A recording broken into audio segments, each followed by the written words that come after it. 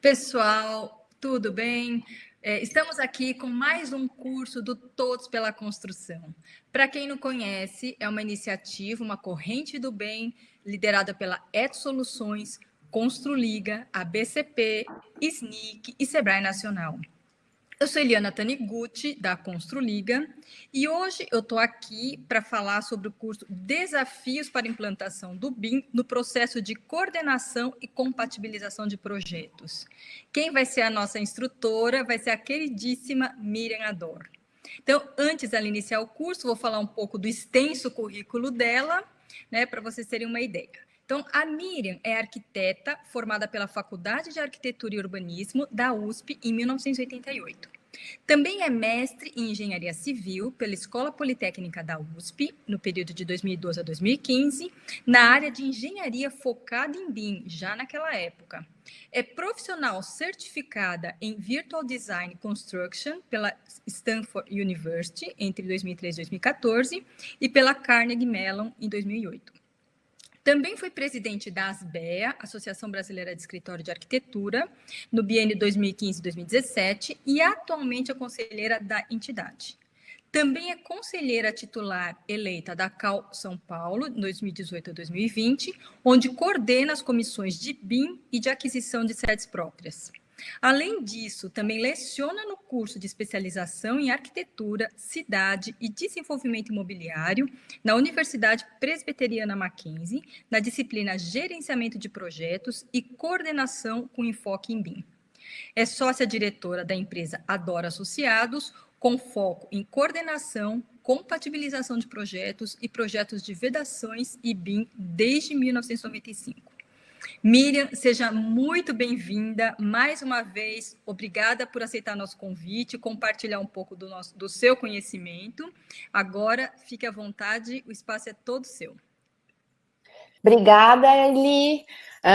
Agradeço aí Todos pela Construção, pelo convite, né, de todas essas entidades, para a gente falar um pouco aí sobre BIM. E agradeço aí aos ouvintes que estão nos ouvindo agora e que vão nos ouvir aí para frente. A gente vai falar um pouco do processo de BIM na fase de projeto, tá? Então, o que mudou nesse processo? Então, a gente vai contar uma historinha do projeto que mudou de processo. Primeiramente, só falar um pouquinho das coisas que a gente faz. Nós somos uma empresa que faz basicamente o tripé de coordenação, compatibilização de projetos e projeto de vedações, sendo que a coordenação e compatibilização lá em 95 nasceu com o AutoCAD e tal, e depois a gente evoluiu para o BIM, desde 2007 a gente usa BIM. Projeto de vedações também, a gente hoje faz tudo em BIM. E a gente faz alguns outros trabalhos também, que é a parte de fachada, de forro, de piso, que são os shop drawings. Então, o projeto de vedações é colocar todos os bloquinhos ou toda a parte de paginação da alvenaria, do drywall, mas não só isso, é muito mais do que isso, é a compatibilização de todos os subsistemas que vão dentro de uma parede de vedação, tá? E a coordenação, todo projeto demanda coordenação. Então, um projeto que não tem coordenação é Manaus sem rumo. Então, todos os projetos demandam coordenação, com especialista, com arquiteto, com engenheiro, com mais demanda a coordenação. Então, esse é um trabalho que a gente faz. Aí eu vou passar mais à frente para vocês, com todo tipo de edificação. E a parte de compatibilização, colocar todos os subsistemas em conjunto para verificar as decisões, tomada de decisão em projeto e também todas as incompatibilidades que são encontradas durante o processo de projeto, para que isso não vá incorreto para a obra e não gere desperdício, e uma série de coisas que a gente já está cansado de ver aí durante a execução das obras. Bom, desde 1989, essa primeira figura aqui do lado esquerdo da tela, onde eu trabalhava numa construtora, que era Método Engenharia, a gente fazia essa parte de coordenação e compatibilização de projetos dentro da obra, tudo baseado em papel, quando muita sorte tinha, a gente arrumava uma luz, uma mesa de luz, onde você conseguia sobrepor a parte de vegetal, né? Então você conseguia sobrepor instalações com arquitetura, com estrutura, mas geralmente a gente trabalhava dentro dos limites da obra, a gente trabalhava sobre cópias heliográficas, tudo baseado em papel. Então, ao longo desse tempo aí, né, de quase 30 anos de trabalho nessa área, a gente vem observando uma mudança que não é só mudança dentro do nosso setor, é uma mudança na sociedade. Então, a sociedade vem se digitalizando. Então, você vê muito... o jornal Estadão digital, não sei o que lá digital, você tem novas maneiras de chamar um transporte por aplicativo, é digital, você não acena para chamar um transporte por aplicativo, você vai reservar uma hospedagem, é tudo da forma digital, você vai solicitar uma comida, hoje tão pedida, é da forma digital. Então, a sociedade vem se digitalizando aí, ao longo desse tempo, mais do que a gente possa até se dar conta ou imaginar. Né? 2007, a gente teve uma disrupção muito grande de tecnologia, que foi o primeiro iPhone que teve. Com esse smartphone, onde você carrega na palma da sua mão uma calculadora, uma máquina fotográfica, um bloco de notas, ou seja, vários aplicativos que fazem várias coisas ao mesmo tempo, e você deixa de usar a sua câmera fotográfica, você deixa de usar o seu bloquinho de notas, tal. Então, isso é uma disrupção de processo. O processo, como você fazia uma coisa, você passa a fazer ele de outra forma, né? Então, tudo isso foi sendo introduzido aí nessa história do processo, tá?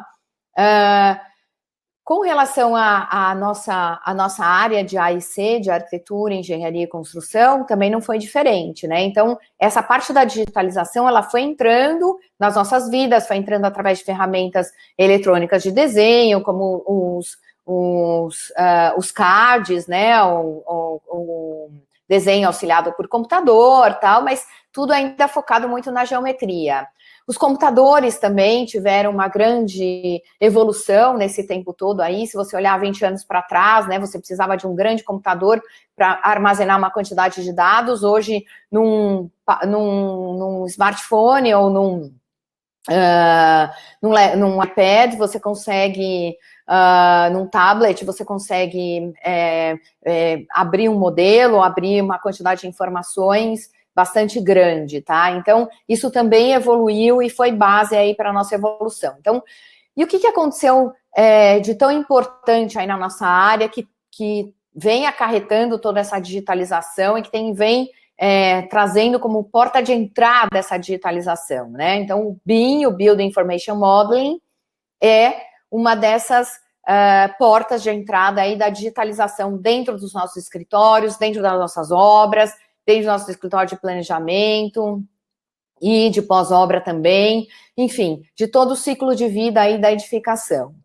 Então, a gente vai falar um pouco hoje de como era sem esse BIM, como que é a geometria do objeto. A gente não tem muito tempo, então vamos dar uma pincelada aí em alguns conceitos rapidinho de interoperabilidade, parametria, colaboração, falar um pouco da implementação no escritório de projeto, que foi no nosso, e apresentar um caso aí de um projeto da coordenação e compatibilização em BIM dentro de um projeto residencial, tá? Então, olhando um pouco para trás, né, se a gente olhar 10, 15 anos para trás, ou 20 anos para trás, e ainda hoje, infelizmente, né, a gente tem empresas que continuam fazendo isso, né, você tem aí na parte superior da tela, baias, né, a baia onde você tem o cara da arquitetura, o cara da hidráulica, que são os projetistas aqui, que estão sempre empurrando alguma coisa para a baia da frente, né? E aí, quando a gente tem esse seccionamento, né? Você tem como se diz isso? Fugiu a palavra. Você tem um seccionamento mesmo do processo de trabalho. Então, você tem um processo de projeto, dentro do processo de projeto você tem arquitetura que manda para a estrutura, que manda para a hidráulica, que manda para a elétrica, depois tudo isso manda para o planejamento de obra, manda para a orçamentação. Então, são vários documentos de várias formas, né? E aqui na parte inferior da tela, você pode ver que essa linha rosa mostra exatamente o que esse processo seccionado ele faz, né? Toda vez que você muda de etapa nesse processo, você está perdendo tempo e está perdendo dinheiro. Você tem aqui uma linha verde tracejada, que seria a baseline de uma abordagem digital. Então, ela já começa com um nível de informação mais alto do que quando você começa numa abordagem baseada em papel, e ele se mantém e ele aumenta esse nível de informação, né? E ele sempre tem um nível de informação muito mais alto do que quando você está sem uma abordagem digital, ou seja, você tem as informações concentradas num lugar só, você tem essas informações disponíveis, né, e não seccionadas como você tem no processo tradicional aí. Então, esse processo tradicional, ele é focado nessa palavra, na geometria. Então, você tem aqui na parte superior da tela uma planta, né, onde você tem duas linhas, essas duas linhas representam uma parede, né? Aí você puxa essas linhas, você faz um corte, você puxa essas linhas e faz uma elevação. Então, tudo isso está focado numa geometria, retangular, oval, quadrado, triângulo, mas tá focado somente na geometria daquela coisa que vai ser construída, daquele sistema que vai ser construído. Quando a gente fala em BIM, a gente passa a falar da informação voltada para objeto, tanto que os softwares BIM, eles já estão focados no objeto. Então, você pega o browser do software BIM, você não vai ter linha, você vai ter janela, você vai ter esquadria, você vai ter porta, você vai ter parede, você vai ter um objeto. E nesse objeto que você vai colocar informações que são geométricas e não geométricas. Então, essa é uma diferença básica aí do BIM inicial, do processo BIM, quando você está passando de um processo bidimensional, que está focado na geometria, para um processo tridimensional, que está focado no objeto, tá? Então, o que é BIM? Muita gente pergunta, aí, tá vendo a live, o que é BIM? BIM é um acrônimo de Building Information Modeling, né? Building é o que você vai construir, é o seu prédio, é o desenho do seu prédio, que você vai fazer simulações em cima dele, você vai testar ele, você vai ver se ele tem esse formato mais arredondado, mais comprido, mais quadrado. O modeling é o modelo, é a modelagem desse prédio, né? Então, toda a construção digital modelada dessa edificação, desse ativo, né? Seja ele uma escola, um hospital, um prédio residencial, um hotel. E o information, que está aqui em letra maior, porque o I do information, a informação que você vai agregar a esses objetos é a parte mais importante do BIM. Só para dar uma pincelada aqui, a gente já tem no Brasil várias normas BIM, ela começou com essa norma ISO 12006, né, lá em 2009, 2010, foi publicada, hoje 2018, que é o sistema de classificação de objeto. Então, você vai ter toda a classificação dos objetos e nela estão penduradas mais 7 normas. Você tem diretrizes para a biblioteca, que é a 16354, que está sendo construída. Sexta-feira eu fui eleita para ser coordenadora da parte de arquitetura dessa norma. Você tem estruturação de dados para catálogo de sistemas prediais. E você tem essa norma ISO 19650, que fala exatamente sobre a digitalização da informação. Uma norma extremamente importante. E você tem o decreto federal 10.306, tá? Que foi assinado recentemente, acho que é em abril, onde ele traz que a partir de 2021, de acordo com a estratégia BIM Brasil de implementação de BIM, todos os projetos para edifícios públicos, seja para obra nova ou para obra a ser reformada, deverão ser em BIM, tá? Então, isso é só para dar uma pincelada, para vocês saberem como está o status quo do BIM no Brasil aí. Em termos de conceito, né, o BIM é um processo de trabalho, ele não é um software, ele é um processo de produção, uso e atualização de um modelo. Esse modelo é um modelo de informação, ele é um modelo digital, e ele pode percolar toda a vida útil de uma edificação. O que é a vida útil de uma edificação? É quando ela nasce, ou seja, quando você compra o terreno para construir aquela edificação, e quando ela é destruída ou demolida ou ter suas peças levadas para a sustentabilidade. Isso a gente está falando de 70 a 100 anos. 70 anos atrás a gente não tinha BIM, então a gente está iniciando esse processo de BIM nas fases de projeto, nas fases de planejamento e agora dando andamento nessas obras. E partindo já para algumas obras que estão prontas na fase de uso, aplicação pós-obra, tá? Dados, como eu já falei para vocês, eles podem ser inseridos dados nesse modelo que são geométricos, ou seja, a geometria tem altura, largura, espessura, e não geométricos, que é uma informação de norma de desempenho, uma informação de catálogo, uma informação de estrutura analítica da construtora ou do termo de referência de uma SINAP, enfim, você pode colocar várias informações dentro do seu modelo, tá? Quem que vai usar essa informação? Ao longo da vida útil, você vai ter muita gente usando essa informação. Então, esse modelo, ele vai migrando dessas pessoas, vai migrando da equipe de projeto, depois para a equipe de obra, depois para a equipe de, durante a obra, antes da obra, orçamentação, depois obra, depois construção, operação, os mantenedores, né, que podem usar esse modelo para fazer manutenção de obra. E essa colaboração, né, exige um processo de colaboração, que eu vou explicar um pouquinho adiante, mas só quando você vivencia esse processo, você começa a entender como é que essas coisas começam a mudar. E a gente, no exercício profissional, a gente vai vendo que, mesmo que a gente fale que é uma mudança de processo, que demanda colaboração e tal, só quando a pessoa começa a vivenciar isso, que ela começa a entender como é que é o sistema de colaboração, como é que é o vai e volta de informações, como é que informações concentradas, tá? Então, tudo isso, ele demanda uma mudança de processo. Essa mudança de processo, ela não é uma mudança assim simples. Comprei um software novo, estou fazendo BIM, estou entregando em BIM. Não, não é só isso. O BIM não é um software. O BIM é uma simulação digital da obra. Ela demanda profissionais experientes. É difícil você achar que modeladores vão fazer modelos em BIM, modelos corretos, tá? Podem até fazer modelos, mas esses modelos não serão aderentes, dificilmente serão aderentes. Então, você demanda que a equipe inteira entenda que isso é uma mudança de processo. Então, a gente está falando de pessoas que vão ser capacitadas, a gente está falando de software, a gente está falando de ferramenta, a gente está falando de infraestrutura de trabalho, a gente está falando de uma série de componentes aí que vão alterar os nossos fluxos e processos de trabalho, tá? Então, se vocês saírem daqui entendendo só uma coisa, que BIM não é uma tecnologia, BIM não é um software, tá? Então, não comprei um software, seja ele qual for o software, não importa, tá? Ele pode ser um ArchiCAD, ele pode ser um Revit, ele pode ser um Aka, pode ser um Bentley, pode ser qualquer software, tá? Ele não é um BIM por si só.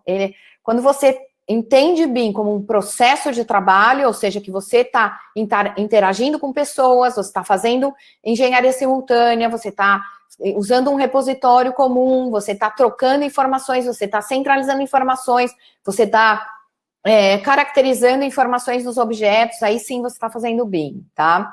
Só que o BIM, ele depende de tecnologia, não dá para fazer BIM que nem a gente ia no bar com os amigos, pegava um papelzinho lá, dá para você me ajudar aqui com o layout da minha casa, da minha sala, não sei o quê, pegava lá um guardanapo e desenhava. Então, não dá para fazer BIM assim, baseado em papel. BIM demanda tecnologia e o BIM demanda digital. Por isso que a gente falou que nessa mudança toda de processo, quando você tem a digitalização das empresas, você tem... o BIM é uma dessas portas de entrada da digitalização das empresas. Ele vai demandar essa digitalização, tá? Tão importante nesse momento. Então, como eu falei para vocês, para ter BIM, a gente precisa ter pelo menos essas 3 palavrinhas, tá? Que é interoperabilidade, parametrização e colaboração. Interoperabilidade, a gente está falando, né, de uma série de softwares, né? Quando a gente falava em sistemas baseados em CAD, né? Computer Aided Design, ou seja, um projeto, desenho baseado em auxílio por computador, a gente estava falando numa extensão que era DWG, seja ele qual CAD fosse, tá? Hoje, nós temos mais de 200 softwares que trabalham em BIM. Esses softwares são das mais diversas origens. Origem de desenho, origem de operação em obra, origem de quantificação, de orçamentação, de desenho, de projeto, né, da edificação, de projeto de instalações, da parte de manutenção de obra. Então, a gente tem da parte de simulação energética, simulação estrutural, tem uma quantidade de softwares imensa. E como é que esses softwares que têm diferentes extensões, eles vão se comunicar numa linguagem só? Então, aqui na face inferior aqui do slide, vocês veem esse nominho aí, chamado Building Smart, tá? É uma entidade internacional que está focada na construção dessa linguagem que faz a interface entre todos os softwares, tá? Essa linguagem que a gente chama de Industry Foundation Classes, AFC, tá? É uma linguagem universal, como se fosse uma impressora. Quando você manda um arquivo doc, ou ponto .excel, ou ponto .xls, ou um DWG, para uma impressora, ela entende e imprime. Então, é como se esse AFC, ele fosse um arquivo de impressora, como ele fosse uma impressora. Ou seja, ele fala a linguagem universal de todas as extensões dos mais de 200 softwares de BIM, tá? Então, a gente está falando de uma coisa bastante complexa. Quando a gente fala de parametrização, aqui do lado direito da tela, vocês veem uma forma complexa, né, onde lembra da Zaha Hadid, que além de arquiteto era uma matemática, onde você tem cálculos dentro dos softwares paramétricos para calcular o seno, cosseno, arco de tangente, e com isso você vai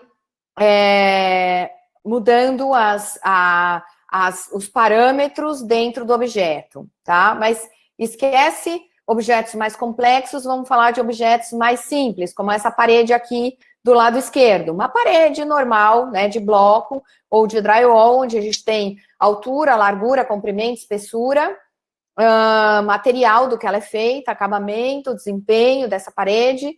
Então, a gente pode, toda vez que a gente tem um software paramétrico, um software BIM, ele é paramétrico. Esse software BIM paramétrico, justamente que as pessoas falam, é muito mais fácil trabalhar, porque se faz a planta, já tem corte, elevação, e assim por diante. Claro, quando você mexe numa planilha, você está automaticamente mexendo no seu modelo. Você mexe no modelo, você mexe na quantificação da planilha. Então, todas as informações estão concentradas num lugar só, elas são digitais e elas estão interligadas. E elas estão interligadas também por esse fator paramétrico, tá? Então, quando eu mexo na altura de uma parede, eu estou mexendo na sua dimensão, na sua área.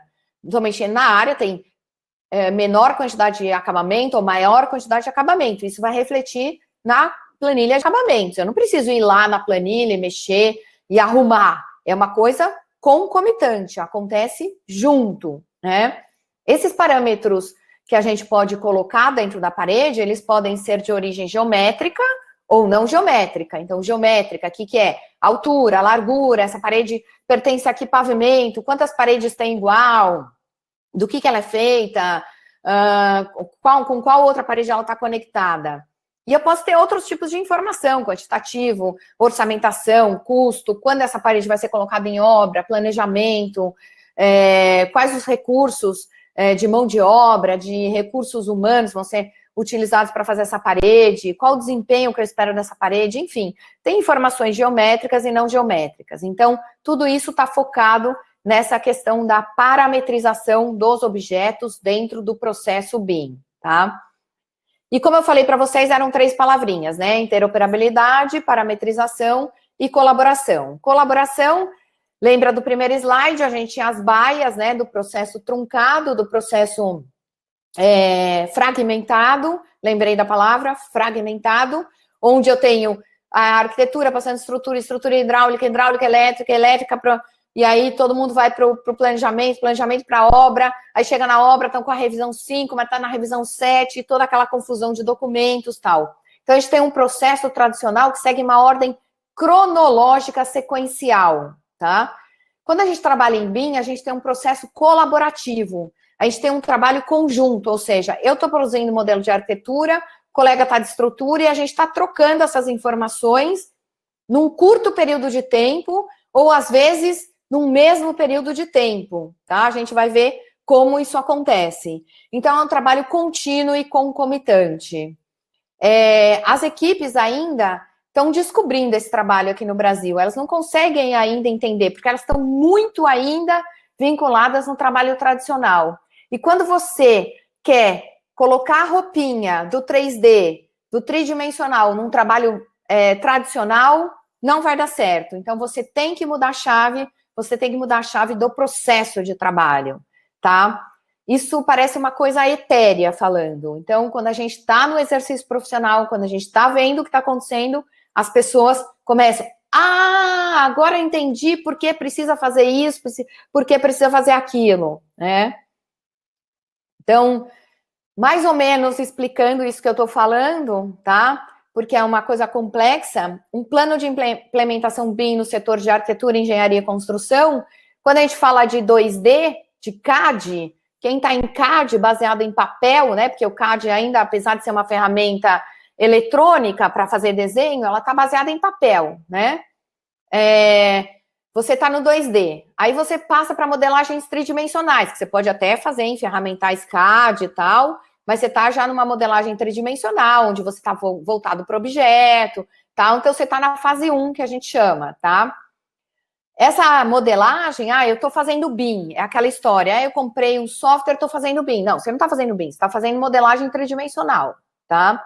A partir do momento que você começa a entrar em processos de colaboração, ou seja, você começa a exportar em AFC, lembra do AFC, da linguagem que fala com todo mundo, e começa a importar também em processos AFC, você já está nessa fase de colaboração, trabalho, colabor, né? Colabor, trabalho conjunto, tá? Mas ainda temos que vencer uma barreira, que é a barreira de ainda não estarmos trabalhando num workshare, num servidor comum, num único arquivo, tá? Aqui nesse trabalho 2A e 2B, que a gente vê no vídeo, aqui bem na parte central do vídeo, a gente está ainda trabalhando no nosso próprio escritório, no nosso próprio arquivo, e levando para fora e trazendo alguma coisa, alguma informação para dentro, e sempre fazendo a federação dentro do nosso escritório. Onde a gente está, né? O nosso escritório hoje, junto com alguns escritórios no mercado, estamos aqui tentando avançar para essa parte que a gente chama de trabalho totalmente integrado, tá? Esse trabalho integrado, ele demanda que todos estejam trabalhando em nuvem, todos estejam trabalhando no arquivo único, todos estejam trabalhando em workshare, trabalho compartilhado, tá? E todos estejam trocando dentro desse servidor único, tá? Tanto que existem modelos de contratação que tem a ver com business, que tem a ver com modelos de negócio. Então, a gente tem o IPD, Integrated Project Delivery e tal, tá bem dentro desse trabalho aqui de integração. Então, a gente tem muito ainda que avançar dentro do BIM, mas sempre indo para frente, nunca retornando para cá, nunca, né? Uma vez que você começou a fazer aqui, deu um pane, volta para cá, para o 2D. Nunca faça isso, né? Continue sempre avançando, por mais difícil que seja, tá? E sempre vai ser difícil. Em todos os dias da nossa vida tem dificuldade. Tem que ter resiliência e tem que ir para frente. Sempre vai ter dificuldade. Hoje mesmo, de manhã, eu estava numa reunião com a equipe BIM do escritório e a gente estava tratando sobre arquivos BCF e esse transporte das informações. E são coisas novas, coisas que vão aparecendo no trabalho, no exercício profissional e que a gente tem que ir vencendo esses desafios, tá?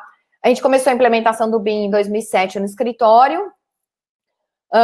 Obviamente, a gente começou num projeto que o prazo era um pouco mais dilatado, num projeto de detalhamento, de arquitetura, de desenvolvimento de arquitetura, onde a gente pôde construir nossas bibliotecas, né, entender do ferramental, capacitamos só parte do escritório. Então, é importante, quando você vai fazer a implementação do BIM no escritório de projeto, você tem que ter um plano de negócio, você tem que ter qual que é o seu plano, quanto você está disposto a investir no próximo ano, quanto você vai investir em software, em parque informático, em capacitação de pessoas, quanto você vai destinar. Isso é uma empresa de arquitetura que tem que fazer isso. Muita gente acha que é feio falar que é uma empresa de arquitetura, mas uma empresa de arquitetura tem pessoas, tem infraestrutura, tem que pagar imposto, tem que emitir nota fiscal, tem que ter contador, então tem que fazer plano de negócio para a área de tecnologia da informação, tá? E o BIM está inserido nisso.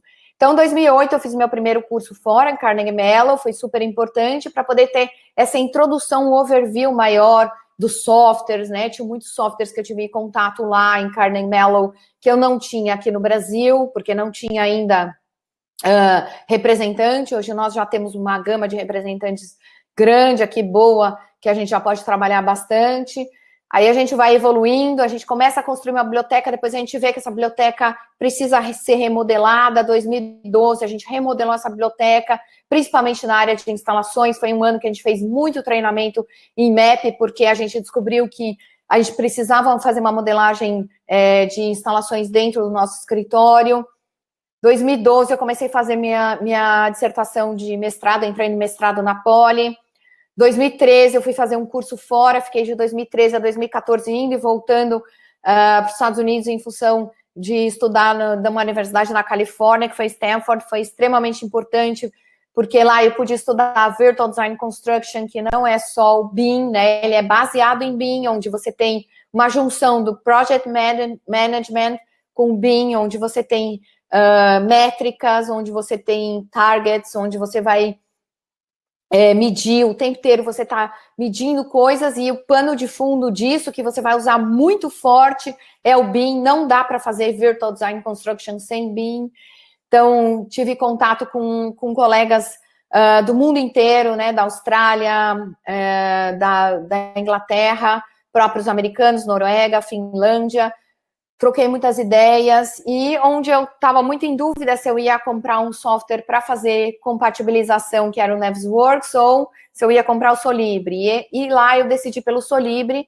100% dos meus colegas usavam Solibre, e eu decidi por esse software em 2013, já faz 7 anos que eu uso esse software, não me arrependo. OpenBIM, né? Então, nesse ano de 2013, 2014, foi a virada de chave em relação a uma série de coisas com os ensinamentos que eu recebi de Virtual Design Construction e pude implementar na Dori Associados. Então, todas as métricas em relação ao processo de projeto baseado em BIM, e também a implementação na parte de vedações, onde a gente realmente virou a chave em vedações. A gente contratou uma empresa que fez uma API dentro do BIM, e que com isso a gente ganhou o prêmio BIM do Sinduscon de 2017, em função dessa API, para poder fazer um projeto completo em BIM dentro do software, e que não ficasse com dimensões gigantescas no tamanho de arquivo, tá? De lá para cá, a gente vem sempre se desenvolvendo. Tivemos um retreinamento na parte de instalações em 2018, né? 2019... estamos buscando novas ferramentas de colaboração, já tentando passar para uma próxima etapa, né? E 2020 continuando, estudando essas ferramentas de colaboração, e sempre estudando, sempre trabalhando, tá? Bom, essa parte, agora eu vou falar um pouco para vocês da parte prática, né? Da implementação do BIM no processo de projeto. A gente faz todo tipo de prédio, como eu falei para vocês no começo, seja ele residencial, comercial, corporate, hotelaria, hospital, shopping center, uso misto, enfim, todo projeto demanda coordenação e compatibilização. Então, nós estamos prontos para fazer qualquer tipo de projeto. Eu trouxe um case aqui para vocês, que é um edifício residencial. Eram 2 torres iguais a essa, no mesmo terreno, tá? Cada torre tinha 24 pavimentos, dando um total de quase 33 mil metros quadrados. E nesse projeto, a gente teve o uso do BIM focado no projeto. E esse gráfico aqui eu tirei do manual das BEA, o manual 1 das BEA, né? Os usos que o BIM pode ter no projeto. Eu não lembro se é o manual 1 ou 2, o fascículo 1 ou o fascículo 2. Vocês podem fazer download, free download na internet desses fascículos, no site das BEA. E para esse projeto, vocês podem ver que tem uma série de usos do BIM na fase de projeto, e a gente selecionou somente 3 usos do BIM, né? Que foi visualização, compatibilização e revisão de projetos, tá? Mas, no entanto, a gente tem uso do BIM para concepção, para documentação, para análise de engenharia, análise energética e etc. Tá? Nesse projeto, a gente utilizou o plano de execução BIM. Como todo projeto que tem BIM, ele tem que ter plano de execução BIM. O que é o plano de execução BIM? Assim, rapidamente falando, é uma regra do jogo, um regramento do jogo, onde a gente tem todas as diretrizes, tanto de modelagem, que usos que a gente vai fazer do BIM, como que são a padronização dos arquivos, o nível de desenvolvimento de cada modelo em cada fase que ele vai ser entregue, como que vai ser aquela interoperabilidade entre os softwares. Às vezes eu tenho gente trabalhando em ArchiCAD, gente trabalhando em Revit, em ACA, que é um outro software italiano que está entrando aí no mercado. Mapear os processos, ou seja, como é que vai ser aquele processo de entrada, saída de projeto, como é que consiste todo esse processo. Coordenadas geográficas, importantíssimo, né? Trabalho georreferenciado, com base no CIRGAS 2000, hoje muitos colegas nossos que fazem agrimensura e que fazem a parte do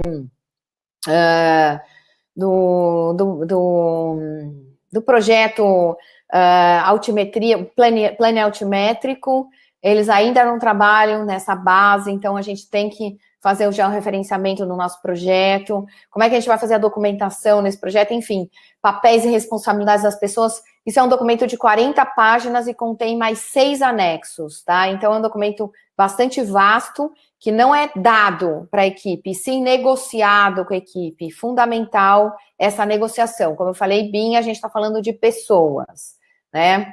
Nesse projeto que eu estou mostrando para vocês, projeto, como eu falei, tem dois blocos no mesmo terreno. As informações eram muitas, muito repetitivas, então a gente resolveu seccionar os arquivos do modelo. Então a gente seccionou o modelo em 3 partes, tá? Embasamento, tipo e ático. Na primeira fase do projeto do pré-executivo, a gente trabalhou com ferramental dentro do software BIM que pode fazer duplicação de informações, tá? Para já extração de quantitativos. Isso já é um detalhamento dentro do ferramental, mas basicamente foi porque o tráfego das informações de upload, download, ficou mais fácil com esse seccionamento, tá?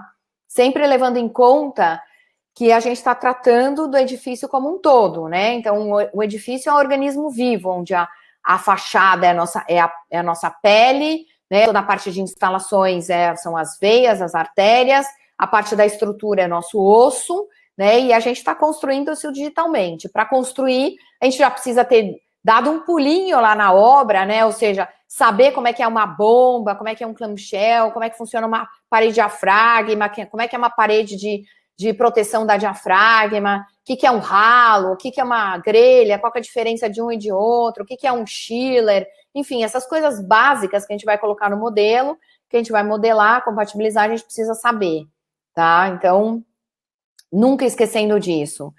Objetivos, né? Então, toda vez que a gente vai fazer um modelo BIM, a gente precisa deixar bem claro isso para o nosso contratante e para o nosso processo de projeto. Nesse projeto que eu estou mostrando para vocês, teve objetivo de coordenação e compatibilização, tá? Detecção de interferências e tomada de decisão em projeto, ou seja, vamos fazer o sprinkler por cima, por baixo, vamos fazer o ar-condicionado de tal forma, vai fazer furo em viga, não vai, e tudo baseado, decisão baseada em modelo, tá? Então, como é que foi feito o processo de trabalho aí nesse projeto?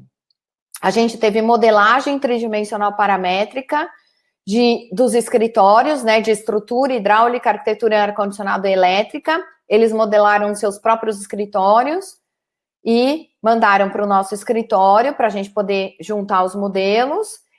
Estrutura modelou no TQS e exportou na FC, hidráulica no Revit, arquitetura, elétrica no Revit. e ar-condicionado no Map Modeler do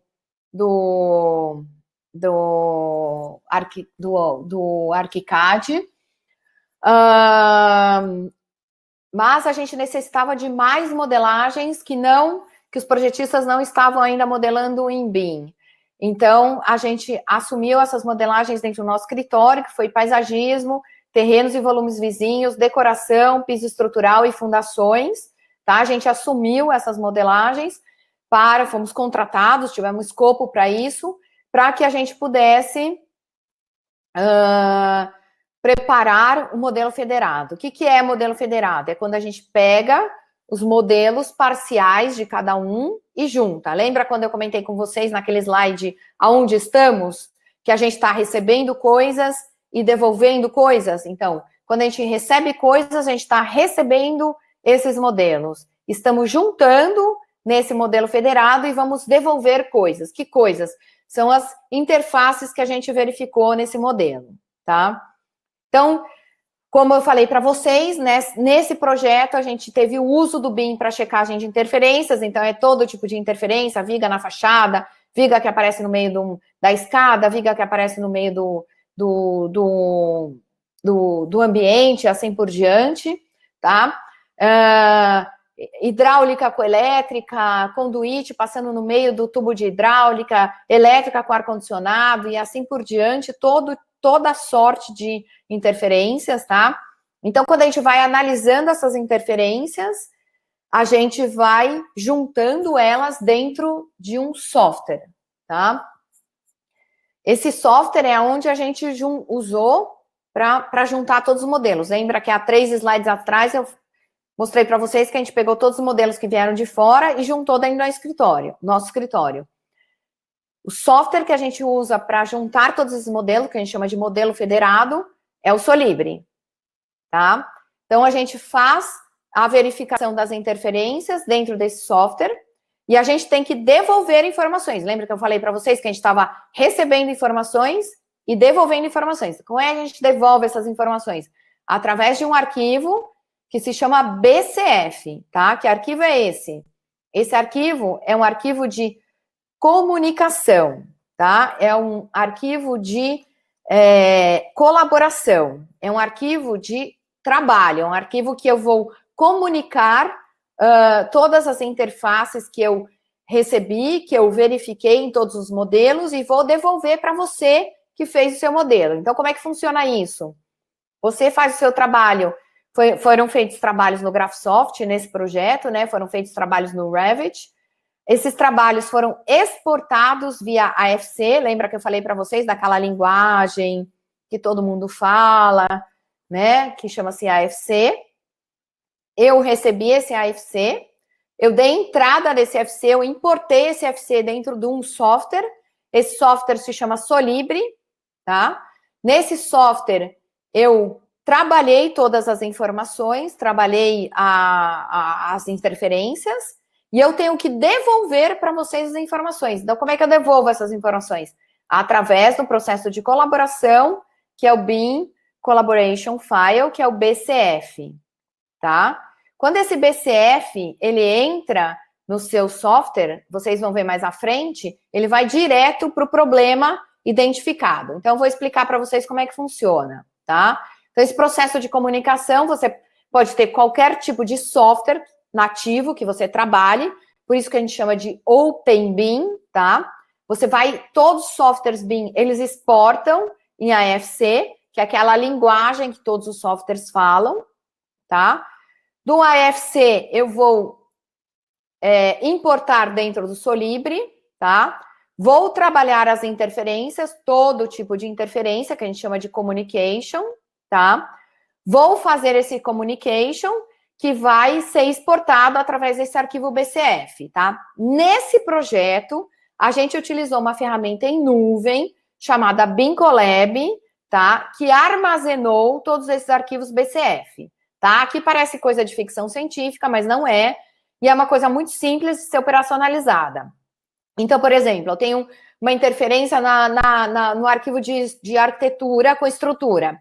Eu vou marcar lá arquitetura e estrutura, esse BCF vai subir para essa nuvem, arquitetura e estrutura vão baixar esse BCF, vão entrar no seu software nativo, seja Revit, seja TQS, e esse BCF vai diretamente para o modelo, porque o modelo é uma coisa grande e ela tem que, você não vai ficar caçando onde está o problema no modelo. Então, aqui é um painel dentro desse BIM Collab, que eu estou explicando, que tem várias figurinhas. Cada figurinha dessa é uma interferência diferente. Então, você tem interferência de hidráulica, elétrica, ar-condicionado, estrutura, paisagismo, decoração.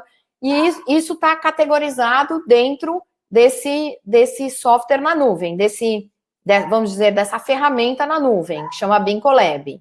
Todos os projetos têm BIM Collab? Não, nem todos os projetos têm BIM Collab, tá? Quando não tem, a gente tem que fazer esse manejo aí dos BCFs, desses arquivos de comunicação e de colaboração na mão, ou seja, a gente tem que ficar importando e exportando esses arquivos e centralizando esses arquivos e devolvendo essas informações para os outros projetistas, tá?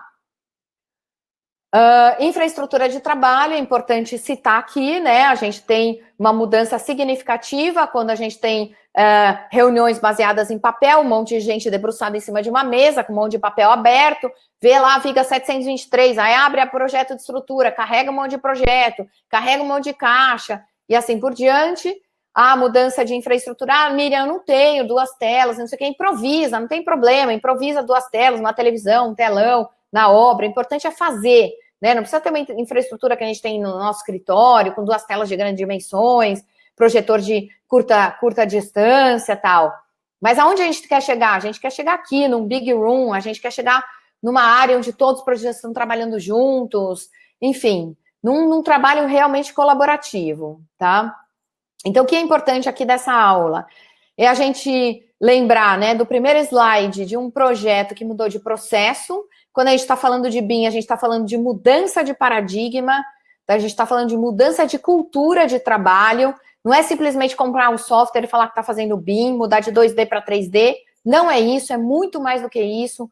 Está envolvendo participação das pessoas, envolvimento das pessoas, treinamento, capacitação, tá? Está envolvendo toda a cadeia de projetos, né? Não só da parte de projeto, depois da parte de obra, da parte de pós-obra, tá? O modelo é feito para usar, a gente vê muitos projetistas projetando em 2D e passando a limpo em 3D. Pelo amor de Deus, vamos evoluir, vamos pensar já dentro do software paramétrico. Ah, mas eu tenho medo de perder tempo e não sei o quê. Perde o medo e vai, avança, vamos avançar, porque sem avançar a gente não vai chegar lá. E o tempo está passando, né? E informações iniciais de projeto tão importantes, né, que vem dos nossos contratantes, seja o contratante público, através dos termos de referência, seja o contratante privado, através das nossas informações, dados de entrada de projeto. Isso é extremamente importante para quem vai modelar. Bom, curto período de tempo aí para explicar muitas coisas, muitos conceitos, mas quero deixar aí meu muito obrigada para a Liga, para a Etos, para a BCP, SNIC e para o Sebrae, nesse Todos pela Construção. Aí estão os meu contato e estou à disposição aí para a gente abrir para a Eliana, voltando a palavra para ela, para a gente abrir para as perguntas. Miriam, muito obrigada. Você trouxe um tema super relevante de uma maneira leve, clara e foi muito esclarecedor, né? Uma coisa que você falou no meio da sua apresentação foi do decreto 10.306, que tem urgência, é para o ano que vem. Você é uma pessoa de vanguarda, está lá na frente, está estudando, trouxe conceitos novos, até implementou aqui na nossa construção. Na sua visão, Miriam, o que está faltando no Brasil para a gente avançar nessa questão do BIM?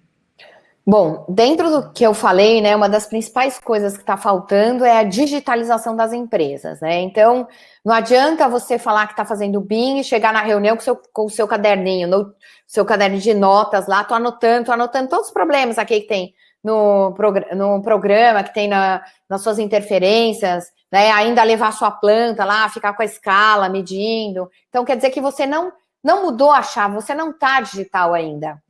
Mas essa mesma pessoa que tem essa atitude numa reunião de projeto, ela sai da reunião de projeto, pega o celular e chama um Uber, né? Então, ela é digital, ela consegue ser digital, mas ela não consegue ainda transformar o processo de trabalho dela. Então, isso é uma das grandes coisas que está faltando para as pessoas. A segunda grande coisa é a capacitação, tá? Então, a gente tem que aumentar o nível de capacitação. O governo brasileiro, no mês passado, soltou, através da BDI, que é a Agência Brasileira de Desenvolvimento Industrial, um programa gigantesco de capacitação de BIM, soltou um termo de referência, aí uma licitação pública, que acho que já foi fechada, já deve ter sido contratado, para capacitar arquitetos e engenheiros no Brasil inteiro. Então, isso também é extremamente importante, esse processo das pessoas, porque quando a gente fala de BIM, às vezes as pessoas acham que a gente está falando só de ferramenta, só de software, tal. Não, a gente está falando de pessoas, são as pessoas que fazem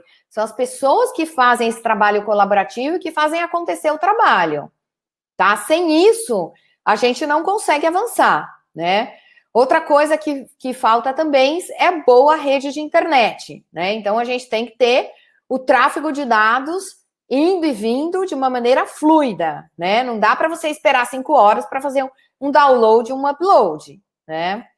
Então, essas 3 coisas aí são realmente fundamentais. E esse decreto, é bom que as pessoas, não dá para a gente falar muito aprofundadamente, mas se as pessoas entrarem na internet, através do decreto, vão ter acesso a essa estratégia BIM Brasil. Essa estratégia BIM Brasil foi feita lá atrás, acho que em 2017, por uma equipe extremamente conceituada tecnicamente, tá? Com pessoas que são fora da área política, assim, da parte técnica, e onde pensaram um roadmap para a implementação do BIM no Brasil, tá? E o que falta aqui no Brasil também, dentro dessa pergunta? Falta um guia Brasil de implementação de BIM, né? Você tem um guia, por exemplo, um Plan BIM no Chile, né? Que também é free download. Você tem um guia de implementação de BIM na Colômbia.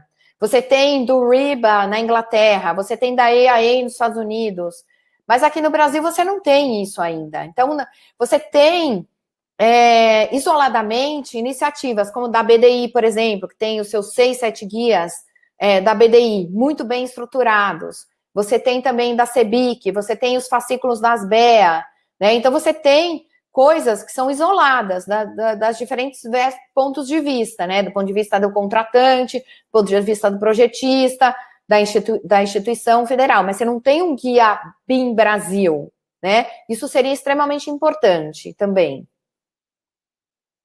Isso está sendo providenciado, Miriam? Você acha que vai sair ou não? Então, eu acho que tem várias pessoas querendo fazer isso, mas tá ainda complicado. A gente precisa por exemplo, a gente precisa evoluir num capítulo Brasil dentro da Building Smart. A gente precisa ter um BIM Fórum aqui no Brasil que possa organizar um documento como esse.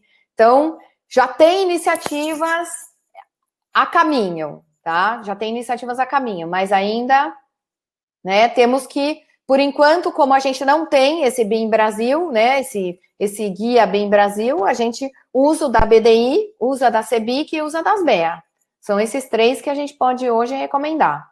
Quer dizer, temos um longo caminho para percorrer, mas já temos referências boas também para consultar, né? Exato. Tá. Tem aqui algumas perguntas sobre software, né? Tem uma aqui que fala o seguinte: qual é a vantagem, na sua visão, do Solibre sobre o Navis? Então, o Solibre, ele é um software que ele chama Solibre Model Checker. Ele é o único software que faz checagem de modelo. Então, quando a gente recebe um modelo de fora, seja da arquitetura, estrutura, hidráulica, elétrica ou qualquer que seja, eu não sei se aquele modelo está aderente. O que é um modelo aderente? Eu não sei se parede foi projetada como parede. Se parede de 9 está projetada como parede de 9. Se parede de 14, igual de 14, e assim por diante. Se não projetaram um muro externo com drywall, por exemplo. Então, eu preciso fazer uma série de checagens. Essa que a gente chama de acurácia do modelo, para saber se ele está aderente. Aderente a quê? Aderente às especificações, que são os dados de entrada do contratante, que vai fazer aquela obra em estrutura de concreto e não em estrutura metálica, em drywall e não em bloco, ou em bloco de concreto e não em drywall, e assim por diante, né? Então, a gente precisa checar essas informações. O único software que faz isso é o Solibre. Solibre também faz essa parte das interferências. Ele é um software que ele tem uma usabilidade que é a interface entre o usuário e a máquina, entre o usuário e o software, mais fácil do que o Navis, tá? Então, ele faz toda essa parte de quantitativos e da parte de interferências de uma forma muito mais tranquila. Nós não simplesmente apertamos um botão ou ficamos programando só dentro do software. A gente, além de fazer isso, a gente utiliza nosso sistema de checagem de checklist, que a gente tem há 25 anos na empresa. A empresa já nasceu com isso, com checklist. Então, ISO 9000, tudo isso é importante. Então, é importante você mudar o processo de projeto, mas você não esquecer suas bases, né? A metamorfose da empresa não pode ser tal que ela corte a base de cultura da empresa, né? Então, isso é fundamental. No entanto, o Solibre, ele não é bom para fazer uma coisa que o Navisworks faz muito bem, que é a parte de planejamento. Então, quando você faz o 4D, que você pega uma junção de um cronograma de obra no Primavera, no MS Project, junto com o modelo tridimensional, o Navisworks faz esse trabalho muito melhor que o Solibre, tá? Então, quando a gente precisa fazer esse trabalho, aí a gente vai para o Navis fazer esse trabalho. Mas todo o trabalho de compatibilização a gente faz no Solibre. Muito bacana a sua dica, porque você fala os pontos fortes de cada um, quer dizer, para cada ferramenta, para cada utilidade, para cada necessidade, uma ferramenta ela acaba sendo melhor, né? Isso é fundamental, que assim, ó, eu tô aqui na minha frente com o notebook, com o iPad e com o celular. Para cada coisa que eu vou fazer, eu uso uma ferramenta diferente. E nessa pandemia, eu pude observar que isso realmente é fato. Aliás, para cada live que eu vou fazer, tem live que eu uso Apple, tem live que eu uso PC. Então, é completamente diferente essa utilidade das coisas. Então, é importante você utilizar o ferramental certo para fazer a coisa que você precisa. E no BIM tem muito isso, porque, como eu falei, tem mais de 200 softwares. Então, às vezes, a interface de um software é melhor no Apple, o outro é melhor no PC e assim por diante. Muito bacana. Você falou muito ao longo da sua explanação que essa questão do BIM tem a ver fortemente com mindset, com atitude, né? E veio uma pergunta aqui que é o seguinte: quais as mudanças necessárias aos projetistas em termos de competência, cultura e comportamento? E como isso está acontecendo na prática, na sua visão, Miriam? Então, os projetistas, eles a porta de entrada do BIM para eles acaba sendo o início, a ferramenta mesmo, né? O importante do projetista é ele entender que não é só ele mudar a ferramenta, porque tem muito projetista mudando a ferramenta e, como eu falei, continua projetando em 2D e querendo passar limpo em 3D para entregar para o cliente, porque o cliente contratou ele em BIM. Mas ele não mudou o processo de trabalho dele. Mudar processo de trabalho é fazer trabalho colaborativo. É tentar começar a trabalhar com BCF, entender como é que funciona essa colaboração de trabalho, comunicação de dados, como é que funciona a acurácia de modelo, para que serve isso. Então, tudo isso é uma mudança de cultura que o projetista tem que introspectar na sua empresa, tá?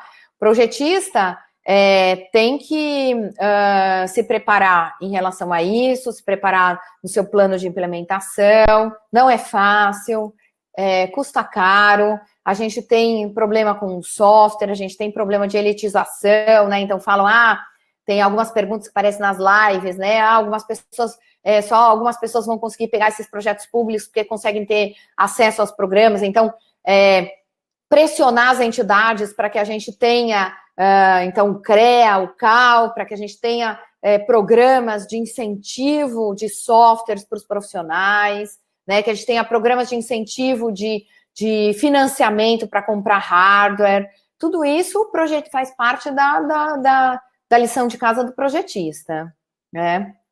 Bastante lição, hein, Miriam? Tá, tem bastante coisa. Miriam, você que está sempre enxergando lá na frente o que vai acontecer.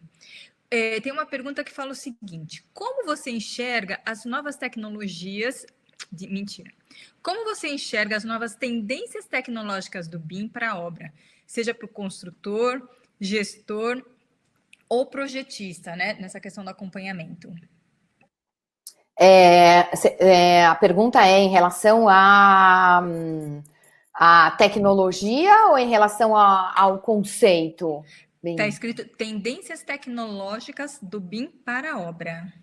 Então, a obra, ela vai poder se apropriar do modelo BIM de várias formas, né? Então, ela começa se apropriando já na fase de planejamento, onde ela começa a fazer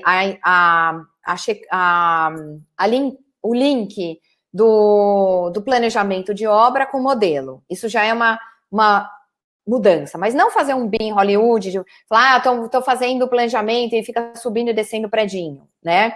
Usar realmente para fazer um planejamento de canteiro, para se tiver grua ou gruas, como vai colocar essa grua, qual a interface dessa grua, da implementação da grua até a retirada da grua. Então, tudo isso você pode fazer através de modelos BIM. Como que você vai fazer o seu planejamento de canteiro utilizando o modelo? Enfim, se apropriar dessa tecnologia para agregar valor na sua obra, tá? Aí, durante o processo, antes disso, né, na fase de orçamentação, de quantificação, orçamentação, você com certeza pode usar todos esses modelos, tá? Pode aferir. Durante o processo de obra, né, principalmente, visitei muitas obras nos Estados Unidos que utilizavam só e somente modelos, né? Então, você tem toda a fase de checagem e muita sobreposição, né? Então, trabalhando com laser scanning o tempo inteiro e buscando nuvem de pontos e fazendo sobreposição com o modelo, checando esse modelo, verificando se tem algum problema, porque qualquer problema que tenha na fase de montagem em obra com o modelo pode te gerar um aditivo de escopo no seu projeto, na sua obra. Então, quer dizer, é uma transparência nas relações contratuais, uma transparência na execução da obra, né? Então, essa tecnologia traz tudo isso, né? Para o empreiteiro, para o subempreiteiro, para o general contractor, para os subcontractors, para todo esse pessoal que tá trabalhando com essa informação. Aí, muitos nas lives perguntam, mas como é que ficam os operários, né? Operário tem celular, né? E muitas vezes a gente subestima a qualificação do operário. Outro dia eu falei numa live que eu tive no Peru, visitando umas obras, mão de obra similar à do Brasil, os operários estavam com o celular, apontando para uma parede, vendo um QR Code e pegando a planta na parede. Não tinha um projeto em obra. Eles estavam trabalhando direto com o celular. Tá? Então, com tablets, com celular, eles aprendem. Eles não são impossíveis de aprender. Basta você ensinar a tecnologia. Né? Eles aprenderam a chamar Uber, eles aprenderam a chamar o iFood, por que eles não vão aprender a buscar uma planta? Do mesmo jeito que eles iam lá no almoxarifado central, no escritório do engenheiro, pegar a planta, eles podem pegar a planta no celular, podem pegar o modelo, podem olhar e verificar tal. E eu falo planta, porque eu realmente não tenho mais paciência de abrir papel e eu não consigo nem mais abrir. Então, essa é realmente uma mudança de cultura, né? Quando você passa a ser digital, o seu foco está todo voltado para o digital. Nessa pandemia, a gente tem feito várias reuniões de coordenação e compatibilização de projetos, todas baseadas em BIM, com tomada de decisão em projeto em BIM. E, graças a Deus, a gente está agora nesse momento remoto, né? Todo mundo trabalhando remoto e isso impulsionou, né? As pessoas a terem que usar essas ferramentas e terem que mexer no digital. Então, tudo isso tá sendo realmente tá dando uma alavancada aí, né? Então, pessoal, tanto na fase de projeto, na fase de obra, e dá para usar depois na obra também, ou seja, esse modelo pode evoluir, ele pode incluir informações, né, de manutenção de caixa d'água, manutenção de bombas, escape, né, de pessoas. Então, nos Estados Unidos, eles trabalham muito com a questão da segurança, do escape de incêndio, para tudo isso tem modelo BIM, né, e é utilizado no pós-obra. Você falou duas coisas interessantes, quer dizer, o poder dessa ferramenta ou dessa, né, do BIM e o quanto a gente está usando muito pouco. E a outra questão é que a gente, de fato, subestima a mão de obra. Né? A gente infantiliza, acha que ele tem dificuldade, mas não, eles realmente, acho que se tiver uma capacitação adequada, a gente consegue trabalhar conjuntamente e evoluir dando um passo muito maior, né? Aí, falando nessa questão, né, a gente sabe que acho que uns 80% das empresas do Brasil são de pequeno porte. E aí veio uma pergunta que fala o seguinte: qual a sua orientação para o pequeno empresário que precisa se adequar ao BIM? Empresário que constrói ou que projeta, ou ambos? Eu acho que é ambos. Então, primeiro ele precisa fazer um planejamento de implementação, tá? Esse planejamento é um plano de negócio. Do mesmo jeito que ele faz o plano de negócio dele para construir, ele tem o plano, eu vou gastar tanto para fazer essa obra, eu vou precisar de tanto de mão de obra, eu vou precisar de tanto de infraestrutura, eu vou precisar contratar o caminhão que vai remover a terra, eu vou precisar contratar o guincho e etc. A mesma coisa ele tem que fazer para o BIM.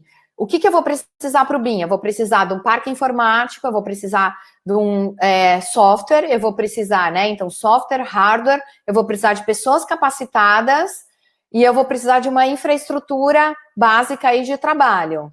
Quanto custa isso, né? Quais são os ferramentais que eu preciso investir? Se eu sou uma construtora de pequeno porte, eu preciso comprar um software de modelagem? Claro que não, né? Eu não vou modelar, a não ser que você queira modelar internamente. Tem consultoras, né, como a Sim, como a Tec e tal, elas têm software de modelagem porque elas modelam internamente.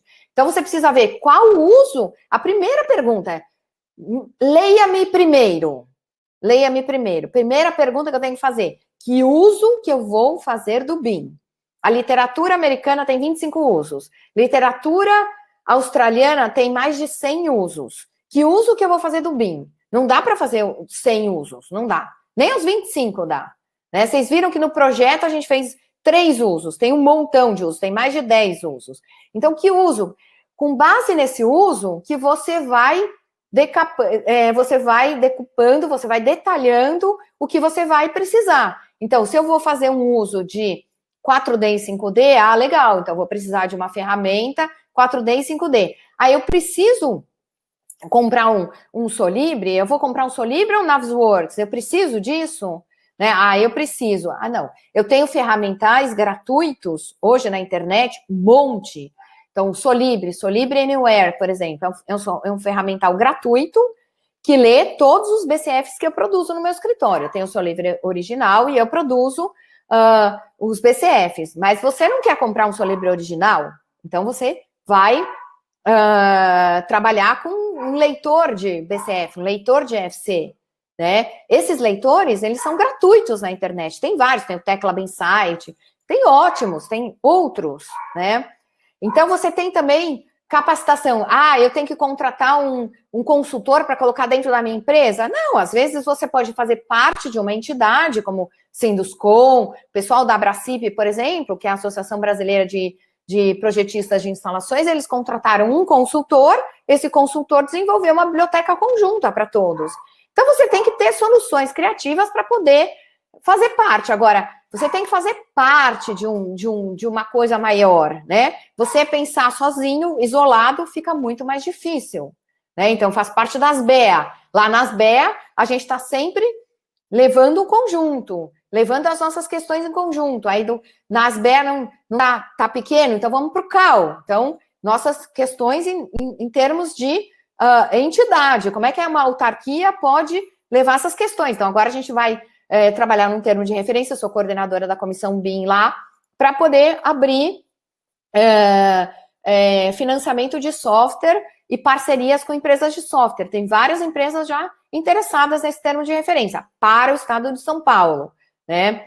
Então, o CalBR já tem uma parceria com uma empresa, que é a Graphisoft, no ArchiCAD Solo. Ah, Miriam, mas o ArchiCAD Solo eu não consigo trabalhar em Workshare. Ok, mas já é alguma coisa. Então, você tem que estar nesse planejamento. E também os americanos falam, BIM é baby steps, ou seja, primeiro você nasce, depois você aprende a engatinhar, andar, correr, treina, e daí você faz a maratona. Não dá para você começar no BIM, eu quero fazer 4D, 5D, 6D, 7D, 8D, ND e não sei o quê.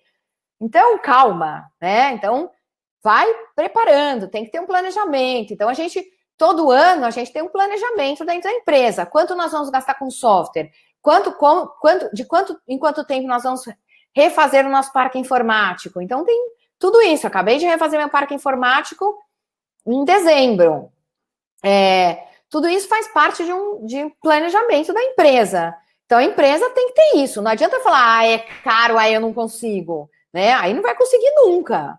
Então, tem que se planejar para isso. Isso é fundamental.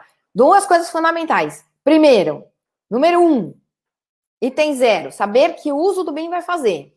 A partir do uso do BIM, vai pegar as ferramentas, vai elencar as ferramentas e vai fazer o planejamento. Então, eu preciso de tais ferramentas, eu preciso de tal parque informático, eu preciso de tal capacitação. E isso vai formando o seu plano de negócio. Não, e eu acho que o mais legal que você falou, além disso tudo, não se sintam desamparados. As entidades estão aí, estão trabalhando fortemente no assunto, estão batalhando para conseguir benefícios para a categoria, e o pequeno não precisa se sentir nem isolado e nem pequeno. Quer dizer, vários pequenos acabam tendo uma força boa e contem com a ajuda colaborativa, até dentro do conceito do BIM, para evoluir no processo, né? Exatamente.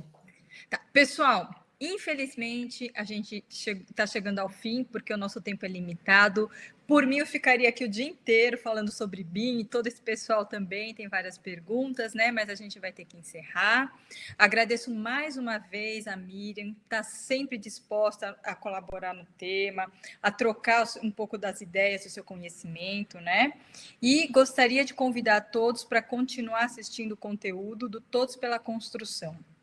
É uma iniciativa da Et Soluções, Construliga, a BCP, SNIC e Sebrae Nacional. Nossa proposta é trazer 100 conteúdos online e gratuitos de 60 minutos. Tá? Agradeço mais uma vez, Miriam, e para a gente encerrar aqui, eu gostaria que você deixasse aí uma palavrinha final, um recado aí para o pessoal.